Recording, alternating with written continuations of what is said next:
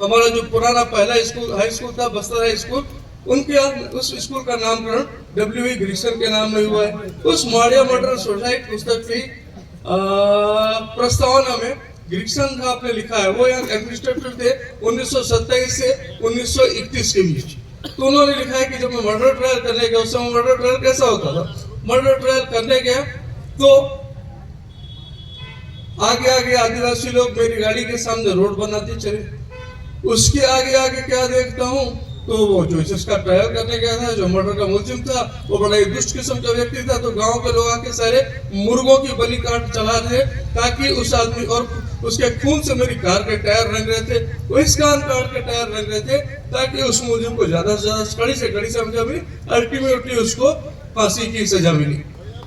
उस गाड़ी के पीछे पीछे देखते हैं तो एक बस चल रही थी, बस में गवाह भी था, मुलजिम भी था और एसेसर मतलब जो जूरी ट्रायल होता था उस समय, तो जो मेंबर्स ऑफ द जूरी करके सिनेमा और पिक्चर में देखते, वैसे जूरी भी थे और पुलिस वाले भी थे, और उस तरह उसका ट्रायल किया जाता। जहाँ विचारण होना है, जिस गांव का मुलजिम है, वहाँ ही गाड़ी ले जाई जाती थी। ये बात आप पकड़ पड़ेंगे माड़िया मॉडर्न सोसाइटी, तो उसमें बहुत स्पष्ट रूप से उल्लेख है पेज नंबर 15 में।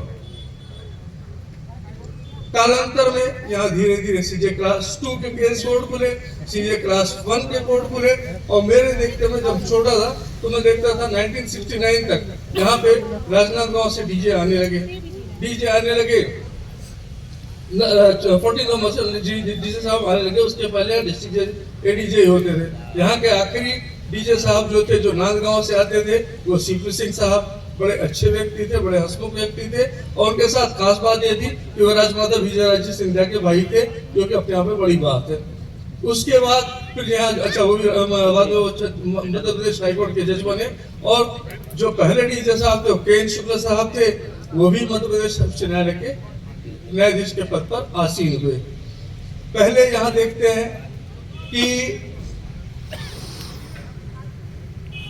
एमएससीटी के कोर्ट में होते थे, 3-4 जिलों के बीच में एक एमएससीटी कोर्ट होता था। हम लोग उसको सिर्फ एमएससीटी कोर्ट के नाम से जानते थे, समझते नहीं थे ये एमएससीटी होती क्या भला है, तो हमको लोग को समझाया जाता। अब हम देखते हैं तो हर जिले में जितने भी जिला न्यायाधीशगण है, सबको एमएससीटी के पावर पिछले 30 साल से हम लोग देख ही रहे, दी गई है। इसी तरह यहाँ एनडीपीएस के कोर्ट खुल गए हैं, इसी तरह यहाँ बाकी न्यायालय भी खुल गई।